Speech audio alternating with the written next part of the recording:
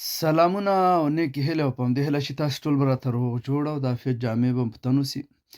ګرانو وروڼو، یوه مهمه مسله مخې ته راغله او ومې غوښتل چې په دغې هکله باندې یو نظر شریک کړمه او په همدې هیله ورته شمه چې د ټولنې د اصلاح سبب وګرځي. هغه دا وه چې یو نوع اشخاص، یو نوع خلک په ټولنه کې وجود لري چې دغه پیریزم، د پیرانو او مریدانو کاروبار یې نښلولی او هغه خلک چې پیر یې انتخاب کړی او د هغې پیر مرید یې او هلته ورځي او د هغه په خپو باندې پروت یي.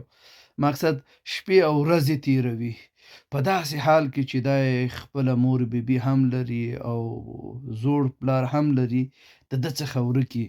او قرآن کریم کې وروسته د الله پاک د حق نه د مور او پلار یعنې د والدینو حق یاد شوی او راغلی او د والدینو په هکله باندې بلها خبرې شته دی، حدیث شته دی چې دا د دوی دواګانې چې دي د دوی دواګانې نه رد کیږي او د مور او پلار دعا د بچي په مقابل کې یعنې حتمي قبلیږي او د مور او پلار د خپو لاندې جنت دی. خو دا بدبخته هلته ځي هغې پیر ته چې یا د عقیدې د نګاه نه به جوړ اوسي یا به نه اوسي، خو ده ورته خپله هغه مور چې د خپو لاندې جنت دی دی ورته پرېښی.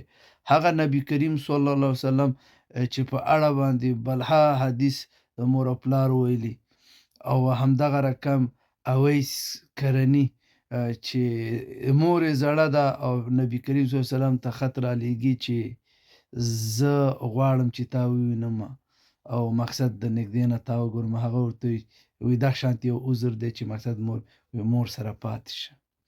نو زه دغه خلکو ته د دې خبره کومه چې دغه پیران جعلي پیرانو ته په خپو او دومره مقام ورکول دا خپله د مور او پلار یو رقم لسپکاوی دی.